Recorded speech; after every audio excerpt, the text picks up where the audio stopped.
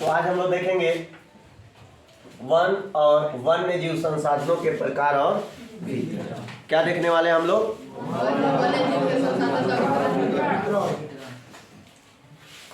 One और वन्य जीव क्या है? संसाधन है। क्या है? संसाधन है।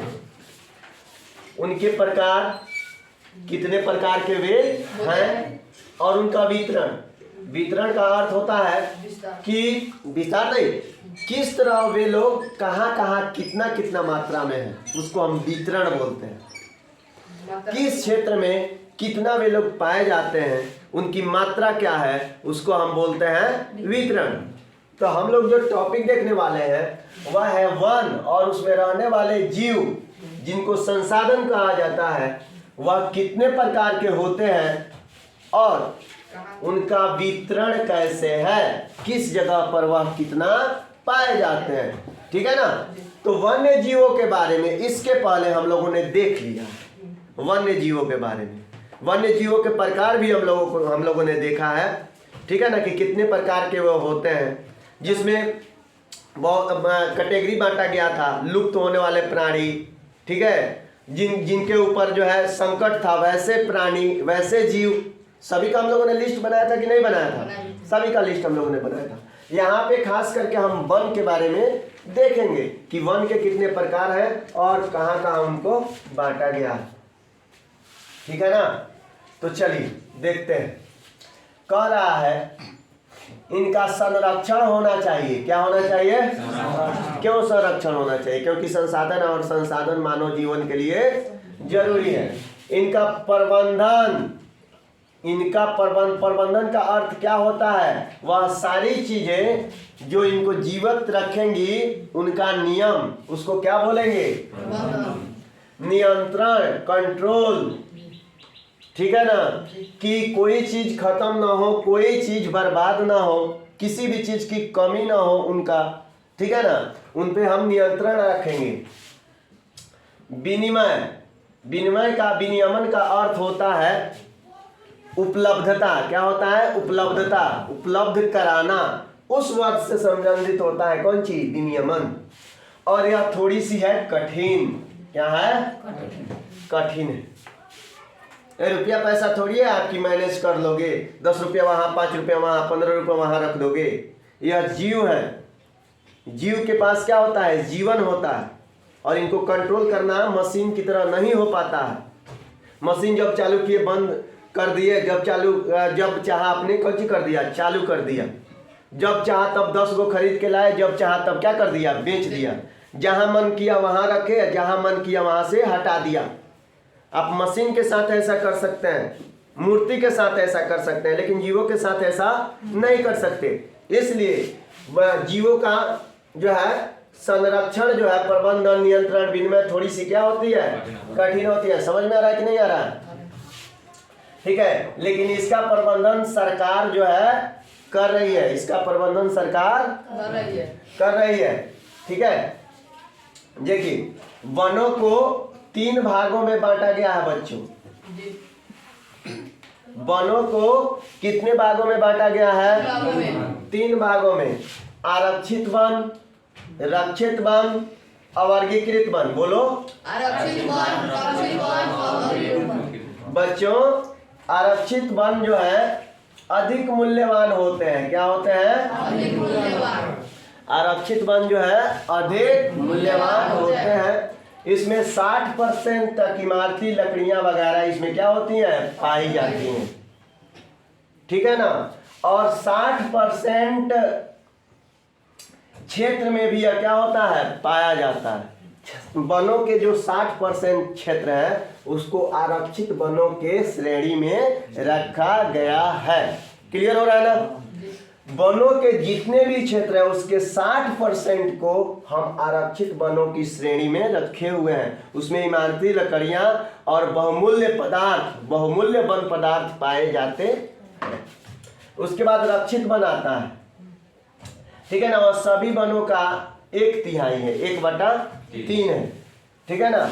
और यह क्या होता है? तो इसमें नष्ट हो रहे जीव जंतुओं और पौधों को बचाने के लिए उसको क्या किया जाता है, रक्षित की श्रेणी में रखा जाता है। देखिए आरक्षित वन जो है एकदम सबसे ज्यादा पहरा होता है, उससे थोड़ा सा कम पहरा होता है रक्षित वन पे, ठीक है ना। उसके बाद आता है अवर्गीकृत वन। बच्चों हम सभी वनों के बारे में विस्तार से पढ़ेंगे, थोड़ा थोड़ा अभी ब्रीफ कॉन्सेप्ट आपको दिया जा रहा है, ठीक है ना। अवर्गीकृत वन, ठीक है ना, यह अन्य प्रकार के वन होते हैं, छिटपुट, थोड़ा बहुत, ज्यादा, थोड़ा सा कम, इस तरह के वन को हम बोलते हैं अवर्गीकृत। उसको वर्गीकृत नहीं किया गया है कि वह आरक्षित है कि रक्षित है, वह अवर्गीकृत है, उसका कोनो डिसीजन नहीं लिया है। कुछ आदमियों को हम लोगों ने ये स्त्री मान लिया, कुछ आदमियों को हम लोगों ने पुरुष मान लिया, ठीक है ना। कुछ लोगों को नहीं रखा किसी श्रेणी में। उसी तरह यह क्या है, अवर्गीकृत है। क्या है, अवर्गीकृत वन्य जो है अन्य प्रकार के वन्य होते हैं। बंजर भूमि को भी उसमें क्या किया जाता है, शामिल किया जाता है। सरकार थोड़ा बहुत ध्यान इस पर भी देती है, ठीक है ना। चलिए अब आते हैं थोड़ा सा विस्तार पूर्वक आरक्षित वन को हम क्या करते हैं, देखते हैं। देखो बच्चों, इमारती लकड़ियां, जैसा कि मैंने बताया था, आरक्षित वन में इमारती लकड़ियां पाई जाती है। कंसेप्ट में डालो एकदम, ठीक है ना। उसके बाद अन्य वन पदार्थ भी उसमें पाए जाते हैं, और सारी चीजें भी उसमें पाई जाती हैं, ठीक है। उनका बचाव करना जरूरी है कि जरूरी नहीं है, जरूरी है ना। उनका क्या करेंगे, बचाव करेंगे, ठीक है ना। देखिए मध्य प्रदेश जैसा कि नाम से ही विदित है, मध्य प्रदेश भारत के बीच में है लगभग, तो उसमें इस तरह के सबसे ज्यादा वन पाए जाते हैं।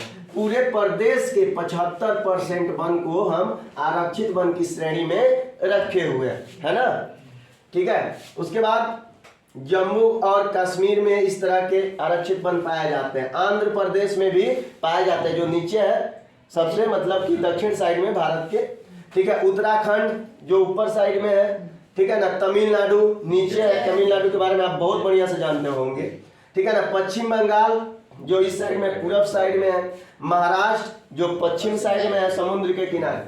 तो ये सारी देख लीजिए, यहाँ मध्य प्रदेश में सबसे ज्यादा, उसके बाद उत्तराखंड, आंध्र प्रदेश, उसके बाद उत्तराखंड, तमिलनाडु, पश्चिम बंगाल, महाराष्ट्र। क्लियर हुआ ना। इन सभी में आरक्षित वन जो है सबसे ज्यादा पाए जाते हैं। बात करते हैं बच्चों रक्षित वन के बारे में। रक्षित वन बिहार, हरियाणा, पंजाब, हिमाचल प्रदेश, उड़ीसा, राजस्थान, इन सभी प्रदेशों में रक्षित वन पाए जाते हैं। कौन वन पाए जाता है, रक्षित वन कहाँ कहाँ पाए जाते हैं, बिहार, हरियाणा, पंजाब, हिमाचल प्रदेश, उड़ीसा, राजस्थान। बोलिए तो, पूर्वोत्तर क्षेत्र। यहाँ पे क्या लिखा है, अब बताइए पूर्वोत्तर क्षेत्र कौन सा होगा। भारत का नक्शा आप ऐसे बनाएंगे ना, भारत का नक्शा ऐसे आप बनाते हैं,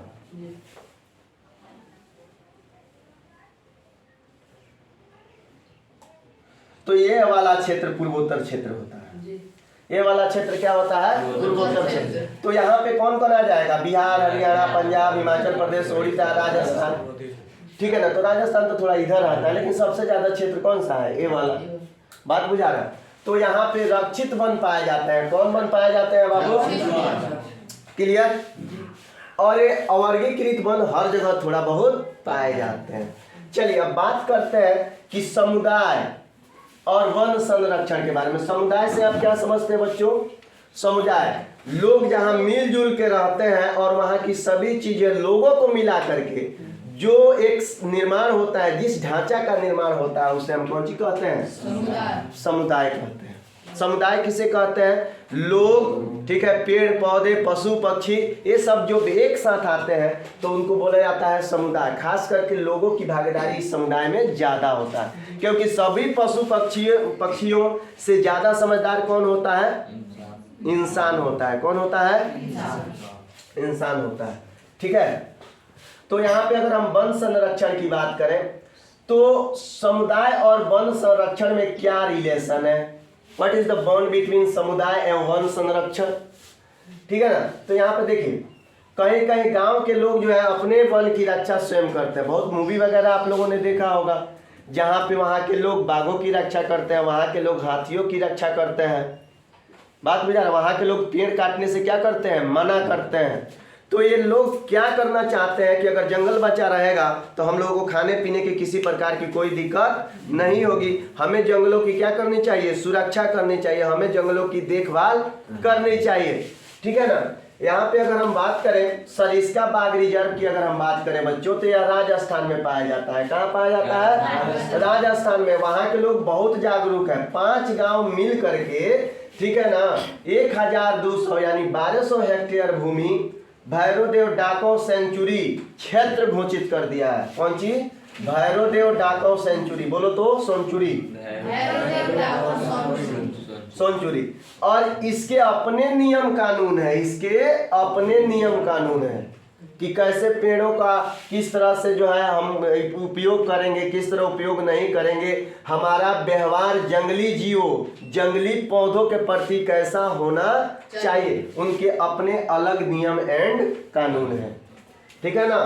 चलिए एक्ट्स एंड लॉ, यहाँ पे आप लोग जो भी चीजें देख रहे हैं, ये 21 पेज नंबर 21 एनसीईआरटी के दूसरा पार्ट वन्य एवं वन्य जीव संसाधन के 21 नंबर पेज का थोड़ा सा भाग है, 22 का टोटल भाग है और 23 का भी थोड़ा सा भाग है। उन पेजों की बातें यहाँ पे हो रही हैं। आप लोग जाए घर पे, जब किताब उलट के देखेंगे बाबू, तो इतना आनंद आएगा ना कि पूछिए मत, क्योंकि सारे कॉन्सेप्ट आपके यहाँ पे क्लियर हो चुके हैं। चलिए पवित्र पेड़ की बात करते हैं, पवित्र पेड़ की बात करते हैं। आप लोगों ने देखा होगा कि हमारे यहाँ पे बहुत सारी चीजें मेरी छूट गई हैं। यहाँ पे मैंने नीम लिखना क्या किया है, छोड़ दिया। बहुत सारे ओकेजन पे, बहुत सारे क्षेत्रों में वो ही छूट गया है, बेल होता है, बहुत सारी चीजें छूट गई। ये जो भी पेड़ पौधे हैं ना, हमारे धर्म से इसको क्या कर दिया गया है, जोड़ दिया गया है। बहुत सारे ऐसे पेड़ पौधे हैं जिसको हमारे धर्म से जोड़ा गया। पता है क्यों? क्योंकि इनकी रक्षा होगी तो हमारा भी क्या होगा, रक्षा होगा। जैसे पीपल, रोज जल देते हैं हम लोग पीपल को, ठीक है, इससे धन धान्य ऐश्वर्य संतान इस सब में क्या होता है, वृद्धि होता है। ऐसी हमारी मान्यता है। तुलसी का पूजा किया जाता है, ऐसे घर में शांति और बरकत आती है, ठीक है। आंवला की पूजा की जाती है, लोग दीर्घायु होते हैं इसके कारण। केला की पूजा होती है, ठीक है। जिस किसी लड़की की भी शादी नहीं होती है, वो कौन सा व्रत करती है, वो बृहस्पतिवार वाला। और बृहस्पतिवार के दिन जो है केले की पूजा की जाती है। अगर जो पीछे लड़कियां बैठी हैं, ठीक है ना, अगर दिक्कत है उस तरह का, लड़के रूपी लड़कियां, ठीक है, तो आप लोग आज से आप पूजा स्टार्ट कर दें, ठीक है ना। बरगद, ठीक है ना, अपने पति की लंबी उम्र के लिए बरगद के चारों तरफ क्या किया जाता है, वो लगाया जाता है ना, लपेटा जाता है ना, तो वो बरगद इसलिए आ जाता है। नीम तो दुर्गा जी का तो वो आसन ही है, ऐसे मान के हम लोग चलते हैं, ठीक है। और बेल का तो बातें हटाइए। अगर शंकर जी का पूजा कर रहे हैं, बेलपत्र अगर नहीं चढ़ाएंगे तो शंकर जी खुश नहीं होंगे। तो ये सारी चीजें जो है हमारे धर्म से क्या कर दी गई हैं, जोड़ दी गई हैं, ठीक है ना। क्योंकि हम इन पेड़ों को काटने के पहले जरूर सोचेंगे, ठीक है ना। तो मैं आशा करता हूं कि यह सारी चीजें जिसमें आप लोगों को वन एवं वन्य जीव संसाधनों के प्रकार और वितरण बताए गए, उनका प्रबंधन नियंत्रण विनिमय थोड़ी सी कठिन है, यह भी आपको बताया गया, ठीक है। आरक्षित वन, रक्षित वन, वर्गीकृत वन, इन सभी के बारे में आपको बताया गया। उसके बाद में वह आरक्षित वन जो है कहाँ कहाँ है, रक्षित वन कहाँ कहाँ है, ये सारी चीजें क्लियर की गई आपकी। उसके बाद समुदाय और वन संरक्षण में किस तरह का बॉन्ड है, यह बताया गया आपको। और हमारे पवित्र पेड़ों के बारे में आपको मैंने कुछ बताया। 1-2 पेज और बच गया है, नेक्स्ट वीडियो में मैं उसको क्लियर कर दूंगा। तब तक अपने दोस्त और होस्ट को दीजिए इजाजत। जय हिंद।